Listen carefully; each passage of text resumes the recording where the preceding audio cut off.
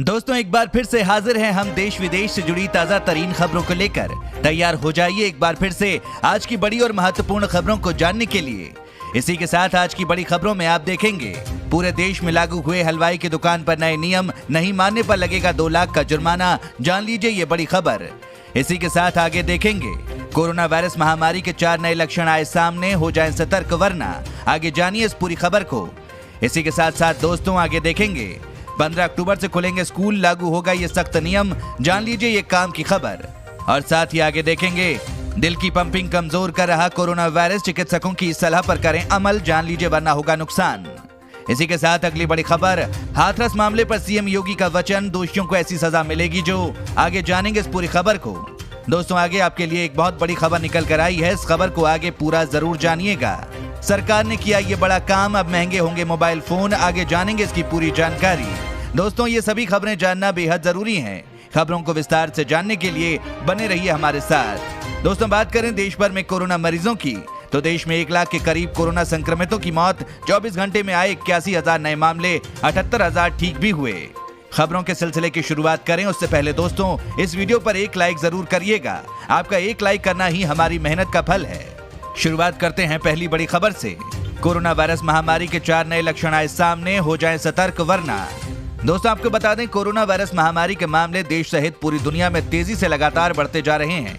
इसके साथ ही कोरोना के नए लक्षण सामने आ रहे हैं। कई लोगों में इसके लक्षण समझ आ रहे हैं तो कई लोगों को बिना लक्षण के ही कोरोना वायरस से संक्रमित पाया जाता रहा है। आमतौर पर कोरोना वायरस के लक्षण सामने आने पर 2 से 14 दिन तक का समय लग जाता है। इसमें बुखार, सिर दर्द, गले में दर्द, सांस लेने में समस्या होने जैसे कई आम लक्षण नजर आते हैं। वहीं कई केस ऐसे सामने आए हैं जिन्हें किसी भी प्रकार के कोई लक्षण समझ नहीं आए हैं और टेस्ट कराने पर पॉजिटिव निकले हैं। इसलिए हर किसी को सतर्क रहना बहुत ही ज्यादा जरूरी है। हाल ही में इसके कुछ नए लक्षण सामने आए हैं जिनमें आंखों संबंधी लक्षण काफी कम लोगों में देखे गए हैं। ये लक्षण गंभीर स्थिति में ही सामने आते हैं। इसके अलावा कई बार किसी टेंशन या फिर बंद कमरे में बैठे रहने के कारण भी कई लोगों को बेचैनी की समस्या हो जाती है।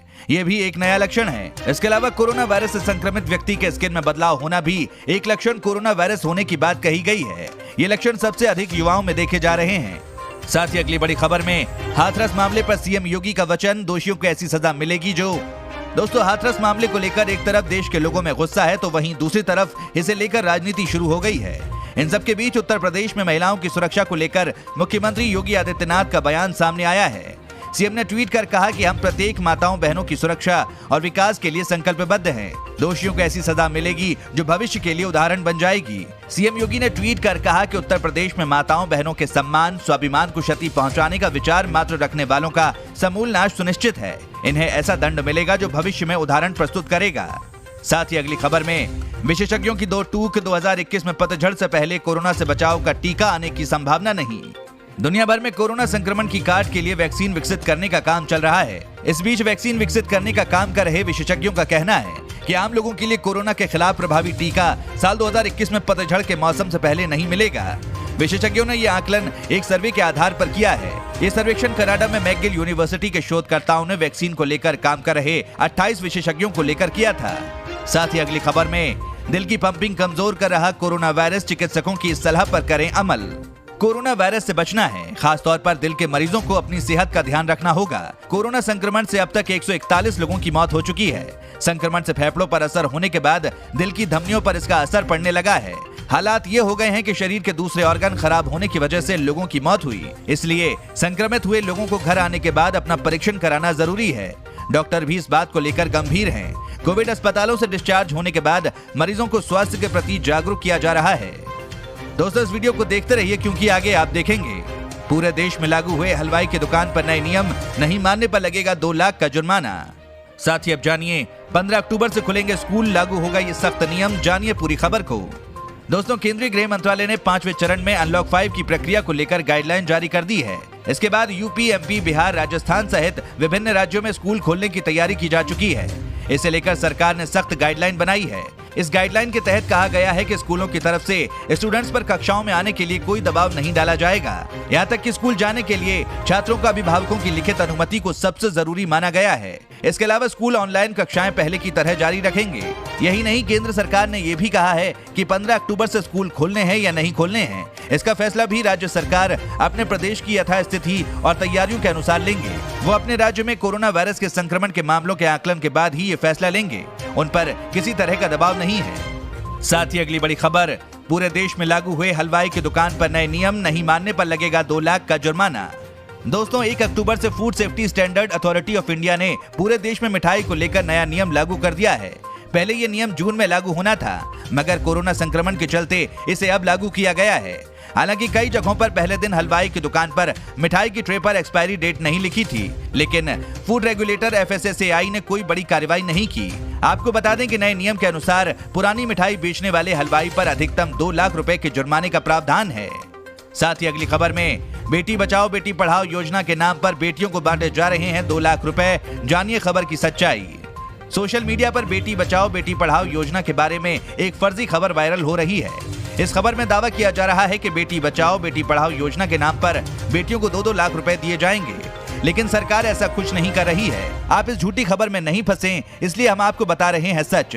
आपको बता दें, PIB ने ट्वीट कर जानकारी दी है कि ये फॉर्म फर्जी है। ऐसे किसी भी तरह का फॉर्म का वितरण अवैध है व इस योजना के तहत किसी भी तरह का नकद प्रोत्साहन नहीं दिया जाता है। इसी के साथ अगली खबर में, कोरोना काल में यहाँ मिल रही हैं नौकरियां। जानिए कहाँ मिल रही हैं नौकरियां।